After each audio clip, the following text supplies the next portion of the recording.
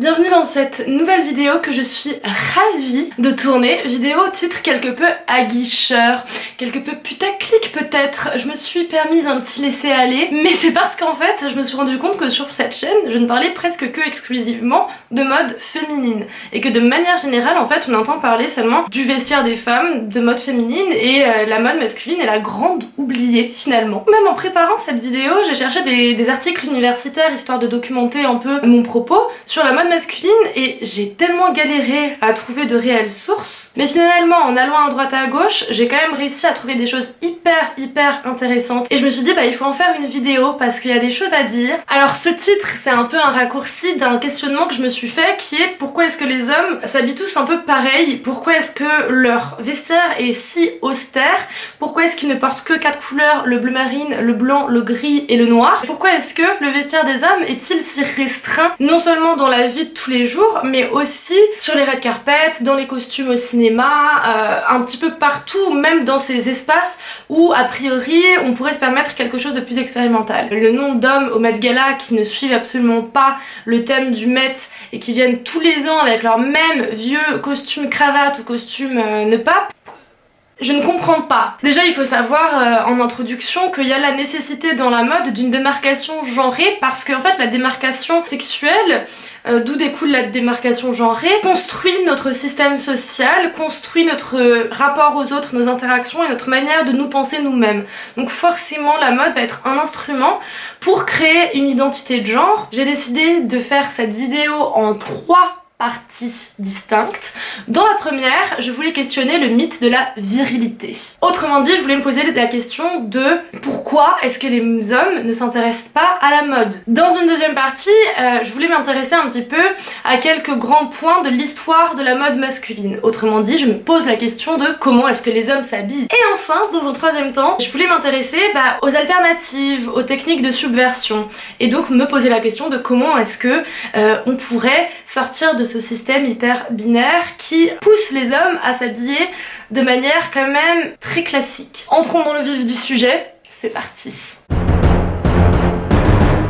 Forcément, vu que la socialisation de chaque individu se fait de manière hyper genrée, on va avoir des rapports à nos identités extrêmement différentes quand on est femme ou homme. Les hommes, eux, vont être beaucoup plus empreints du monde technique, du monde des choses rationnelles, des sciences, de la technologie, etc. Alors que les femmes vont avoir une prégnance pour le monde des choses humaines, pour le monde des choses plus littéraires, plus légères de manière générale. Ça nous donne la puce à l'oreille. Il faut aussi savoir que jusqu'à la fin des années 90, on a très peu étudié la spécificité de la condition masculine en fait. C'est-à-dire qu'avec les mouvements féministes post-Seconde Guerre mondiale qui ont commencé à émerger, on a beaucoup étudié dans les sciences sociales le corps féminin et qu'est-ce que c'est que d'être une femme, l'identité féminine on va dire. A contrario, on s'est très peu penché sur la question de la virilité, sur la question de qu'est-ce qui fait qu'un homme est un homme. Il faut savoir que la mode habille les deux genres selon la loi du dimorphisme sexuel, c'est-à-dire que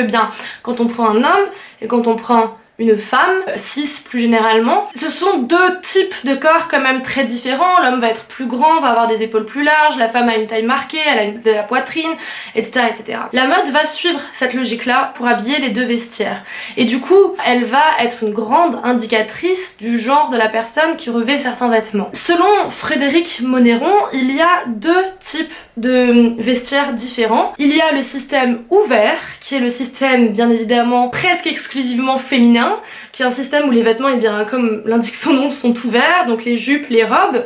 Et il y a le système fermé, qui est un système plus masculin, mais qui a une certaine perméabilité parce que les femmes se sont progressivement emparées de ce système aussi. Quelles sont les valeurs véhiculées par ces 2 systèmes? Le système ouvert, qui a longtemps été celui des femmes, parce que je rappelle quand même que ce n'est que en 2013 que la loi qui visait à interdire le port du pantalon aux femmes a été abolie. C'est dingue, on s'en rappelle pas assez, mais c'est dingue. Eh bien, le système ouvert, il est très embarrassant d'un point de vue idéologique parce que il donne une espèce de permissivité, de droit de regard, en fait. C'est un système qui est ouvert sur le corps et donc forcément ouvert sur le sexe et qui va tout de suite donner l'idée d'une intrusion d'autrui sur le corps de la femme. Et c'est en plus un système qui a une liberté de mouvement quand même très restreinte. Tandis que le système fermé, c'est un système où il n'y a aucune intrusion possible, c'est un système très viril parce que c'est le système du pouvoir qu'on exerce sur autrui. C'est une sorte de barricade contre le monde extérieur et une forme d'hyper-virilité, notamment avec la braguette. Je vous reparlerai de l'histoire de la braguette dans la deuxième partie, c'est très intéressant. Mais ça dénote d'une domination et d'une liberté totale de mouvement. D'autre part, pourquoi est-ce que les hommes, dans leur fabrique de l'identité, ne voient pas la mode comme quelque chose d'essentiel au contraire des femmes? Tout simplement parce qu'ils n'en ont pas besoin. Chez les femmes, il y a une valeur totalisante de la beauté, qui passe forcément par l'apparence et donc par la mode. Il y a une phrase qui est très parlante, écrite par Nathalie Heinisch dans État de femme, l'identité féminine dans la fiction occidentale, dans laquelle elle indique que, je cite, « Le vêtement est une question beaucoup plus féminine que masculine, comme en témoigne ne serait-ce que l'embarras du choix existant en matière de tenue pour femmes, ou la teneur des conversations. Cette dimension féminine de la question vestimentaire est l'indice d'une sensibilité particulière à une condition identitaire plus difficile, plus problématique, plus délicate à gérer pour les femmes qu'elle ne l'est pour les hommes. Les femmes n'existent en tant que corps à travers la séduction, la maternité, la fertilité. Leur expérience du monde se joue totalement sur le mode de l'immanence, tandis que les hommes sont plutôt dans quelque chose de transcendant en fait, du domaine des idées. Ils échappent à leur corps. Rien que quand un homme se balade dans un centre-ville, il n'aura absolument pas conscience de son corps. Il a une liberté totale de circulation sans se rendre compte qu'il est là en tant que corps. Tandis qu'une femme qui va probablement dans un centre-ville se faire arrêter, se faire accoster, siffler, eh bien elle est sans cesse ramenée à sa condition de femme et à son corps. D'autre part, pourquoi est-ce que les hommes ne s'intéressent pas à la mode? Par peur de l'homosexualité, tout simplement. Dans la fabrique d'une identité virile, il y a cette espèce de grand tabou qui est l'homosexualité. La virilité, le mâle alpha, comme on essaye de nous l'apprendre dans une société qui est même extrêmement hétéronormée, c'est forcément aimer les femmes, les séduire, les protéger, être un père de famille, et c'est surtout pas aimer les hommes. En fait, aimer les hommes quand on est un homme, c'est vu comme étant une forme d'annihilation de sa propre virilité. Mais c'est aussi parce que les hommes ont un rejet de la vanité, une condamnation totale du narcissisme qui le voient comme des activités frivoles, futiles, féminines, juvéniles et homosexuelles. Du coup, forcément, à partir de là, il va y avoir une codification extrême au sein de leur vestiaire pour ne pas être apparenté soit à une personne homosexuelle, soit à un enfant, soit à une femme en fait. Cette codification, ça passe par le code couleur, et notamment la dichotomie bleu-rose, qui est quand même une dichotomie toujours autant prégnante dans notre société dès le plus jeune âge. Pourquoi est-ce que le rose est une couleur presque exclusivement féminine? Parce que le rose est la couleur de la chair, des lèvres, de la sensualité, de la sexualité. Ou alors le rose, c'est la couleur un peu mièvre, de l'enfance, de l'immaturité, ce qui est complètement con, mais ce qui fait que les hommes finalement se censurent beaucoup au sein même de leur vestiaire. Passons, en parlant de vestiaire, à la deuxième partie. Essayons de voir un peu les grands jalons de l'histoire de la mode masculine. C'est à partir du XIVe siècle que les deux vestiaires vont nettement se séparer. Le vestiaire féminin va être défini par des robes très longues, tandis que le costume masculin va être plus court et plus ajusté. Sous Louis XIV, eh bien c'était les hommes qui donnaient le ton. Qui l'eût cru? Les hommes recopiaient les femmes au sein de la cour en mettant des perruques, en mettant des mouches, en mettant du fard sur leur visage, en mettant des talonnets, etc. etc. Et c'était eux qui avaient les costumes les plus éclatants et les plus extravagants. Or, les moralistes du XVIIe siècle voyaient ça comme un péché total, parce que déjà pour eux, la mode était un péché parce que c'était artificiel et que forcément ça éloignait l'homme de sa condition naturelle, de sa condition créée par Dieu, mais encore plus le soin prêté par les hommes à leur apparence parce qu'ils y voyaient encore une fois une forme d'homosexualité refoulée. Et aussi parce que la mode masculine, en recopiant les codes de la mode féminine, brouillait totalement les distinctions entre les sexes, et ça c'était quelque chose qui était impensable à l'époque. Malheureusement, à partir de la Révolution française, on va simplifier le costume masculin. Il n'y aura plus de culotte, référence au sans-culotte qui était l'habit révolutionnaire. Les hommes vont porter une veste courte, un pantalon tenu avec des bretelles, très peu d'ostentation, quelque chose de très classique, très simple, très pratique. À partir du XVIIIe siècle, il va y avoir un changement de mentalité puisque on va inventer la notion de frivolité féminine. On va voir que la futilité féminine s'érige du fait de ce soin que les femmes portent à leur apparence sans cesse. Face à cette futilité féminine, il va y avoir la grande renonciation masculine. La grande renonciation masculine, qu'est-ce que c'est? C'est un terme qui a été inventé par un psychanalyste, John Carl Flugel, dans son ouvrage La grande renonciation masculine à la parure. John Carl Flugel a écrit, je cite, les hommes renoncèrent à leur droit d'employer les diverses formes de parures brillantes, gaies, raffinées, s'en dessaisissant entièrement au profit des femmes. C'est pourquoi on peut le considérer comme la grande renonciation masculine sur le plan vestimentaire. L'homme cédait à ses prétentions à la beauté, il prenait l'utilitaire comme seule et unique fin. C'est d'une tristesse, mes pauvres chéris, mes pauvres hommes! Ensuite, au 19e siècle, il y a eu une influence britannique. C'était une mode très austère, avec un costume noir, quelque chose de très utile qui devait pouvoir servir partout. À quoi c'est dû? C'est dû à une Europe réformée, une Europe empreinte du protestantisme et qui du coup voit toute forme d'ostentation comme étant le péché, comme étant quelque chose de mauvais, surtout pour les hommes. Qu'est-ce qu'il leur reste comme choix alors à ces pauvres messieurs? Il leur reste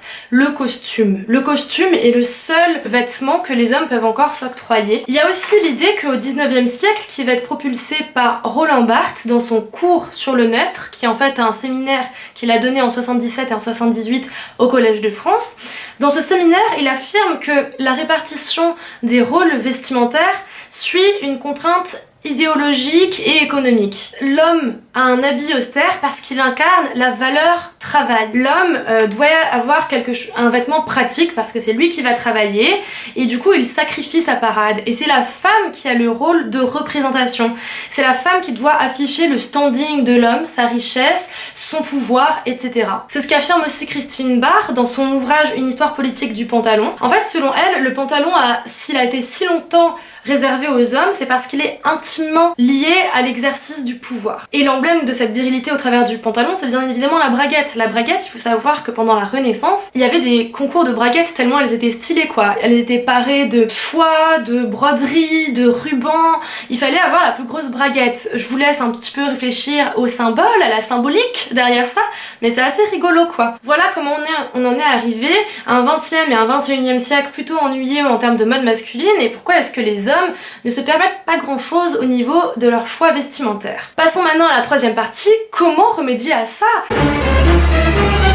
La beauté chez les hommes va être pensée dans les années 60-70, mais surtout dans les années 80 en termes de recherche et d'expérience vestimentaire à proprement parler, avec notamment Jean-Paul Gaultier. Jean-Paul Gaultier, ou l'enfant terrible de la mode, c'est un créateur qui se permet tout et qui a une vision de la virilité qui est totalement différente de ce qu'on connaît en fait, parce que pour lui, les hommes ont eux aussi le droit de séduction, le droit à la sensualité, le droit à la beauté et à la parure. Et en fait, il a essayé d'instituer une jupe pour hommes en 1984 qui a déstabilisé un petit peu tout le monde et qui en fait a connu un gros flop commercial puisqu'il y a seulement 3000 exemplaires de cette jupe qui ont été vendus. Il a aussi fait en 1984 une collection qui s'intitule L'Homme-Objet. L'Homme-Objet, c'est une collection dans laquelle il va faire de la mode masculine en fusionnant un peu les stéréotypes féminins et masculins. Il veut offrir aux hommes une possibilité plus grande en fait, une possibilité de vivre leur corps comme ils l'entendent. D'autre part, il y a toute une mode qui va s'instituer, notamment ces dernières années, qui s'appelle la mode du gender fluid. Une mode unisexe en fait. En réalité, cette mode unisexe, c'est une mode masculine parce que dans les collections unisexes ou dans les marques unisexes, on voit pas des jupes pour mecs, on voit pas des robes ou des crop tops pour hommes. Tout ce qu'on voit, c'est des t-shirts oversized, des gros pantalons un peu larges et ce sont juste les femmes qui se sont adaptées au vestiaire des hommes. Et ça, c'est récurrent dans l'histoire de la mode. Dans les années 20, les femmes avaient un style à la garçonne, elles s'étaient coupées les cheveux, elles ont adopté une attitude beaucoup plus masculine que jusqu'à présent. Ensuite, elles se sont appropriées le pantalon, il y a eu aussi le smoking par Saint-Laurent qui a été fait pour les femmes. Du coup, ce truc de gender fluid, moi j'y crois bof. Mais si ça vous intéresse, je serais ravie de faire une vidéo sur le mouvement gender fluid dans la mode de manière plus générale parce qu'il y a énormément de choses à dire. Si ça vous intéresse, mettez-le moi en commentaire et je ferai mes petites recherches. Il y y a un label de mode qui existe depuis peu qui a vraiment su contourner cette répartition très binaire des choix vestimentaires en fait, c'est Ludovic de Saint-Cernin. Ludovic de Saint-Cernin a fait le concours LVMH des jeunes créateurs en 2018 et il est atterri dans les 3 finalistes. Le jury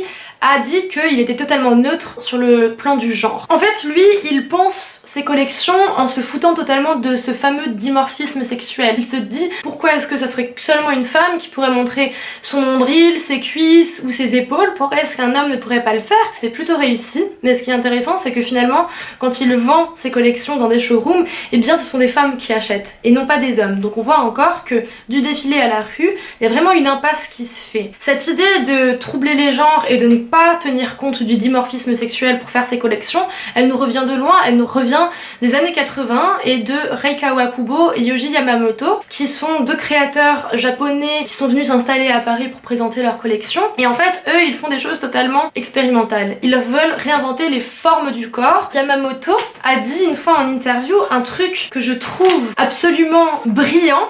Il a dit au New York Times en 1983 « Je me demande toujours qui a décidé qu'il devait y avoir une différence entre les vêtements pour hommes et ceux pour les femmes. C'était peut-être des hommes. » Les choses sont quand même un petit peu en train de changer, notamment grâce à certains directeurs artistiques de certaines grandes maisons qui ont vraiment pu distiller des idées nouvelles sur la virilité dans leurs collections. Je pense notamment à Alessandro Michel dans ses collections Gucci, qui donne une vision de la virilité beaucoup plus romantique, beaucoup plus florale et joyeuse et pleine de couleurs et fantaisiste. Il y a aussi Nicolas Ghesquière chez Louis Vuitton qui a déjà affirmé que l'homme était en train de vivre sa propre révolution. Il y a Hedi Slimane aussi qui a un rapport à la virilité dans ses collections beaucoup plus sensuel, beaucoup plus subversif et androgyne aussi. Donc il y a vraiment pas mal de choses dans les défilés, dans les Fashion Week qui sont en train de changer, mais encore une fois le problème c'est que ça a vraiment du mal à percuter chez les hommes ordinaires en fait. Aujourd'hui, toutes les grandes maisons ont une ligne de beauté, ont une ligne de cosmétiques. C'est marrant, même Chanel sur son Instagram a fait des posts pour du maquillage pour hommes. Alors certes c'est du maquillage hyper discret, mais ça reste quelque chose qu'on n'aurait peut-être pas vu il y a 5 ans. Donc je pense que c'est foncièrement en train de changer, mais ça prend du temps. Et c'est rigolo parce que toutes ces grandes maisons, elles tiennent aussi beaucoup sur leur ligne de parfums. Et même les parfums sont genrés, c'est-à-dire que même une odeur correspond plutôt à quelque chose de masculin ou de féminin. C'est dire à quel point est-ce que nous avons une vision hyper binaire des choses au sein de notre société et à quel point c'est difficile du coup de s'en défaire. Je finirai avec une petite étude statistique qui a été publiée par le magazine L'Obs en 2019. C'est une étude statistique de YouGov pour le Big Shave Club, donc pour des rasoirs français. Cette étude affirme que 58% des Français optent pour des tenues classiques avec les couleurs bleu marine, noir, blanc et gris, super fun. Tandis qu'il y a seulement 9% qui optent pour de la fantaisie et des couleurs. S'il y a des hommes, des mecs qui me regardent, je sais que vous êtes en très très grande minorité sur ma chaîne, mais il y en a quand même. Ça m'intéresserait vraiment d'avoir votre ressenti sur la question en commentaire. Dites-moi un petit peu à quoi vous pensez quand vous vous habillez. Est-ce que vous vous sentez restreint? Est-ce que vous mettez des censures? Qu'est-ce qui vous passe par la tête quand vous ouvrez votre dressing en fait? Si vous avez aimé la vidéo, n'hésitez pas à la partager, à la liker ou à laisser un petit com. Je vous souhaite une excellente journée ou une très belle soirée et je vous dis à bientôt pour une nouvelle vidéo. Bye!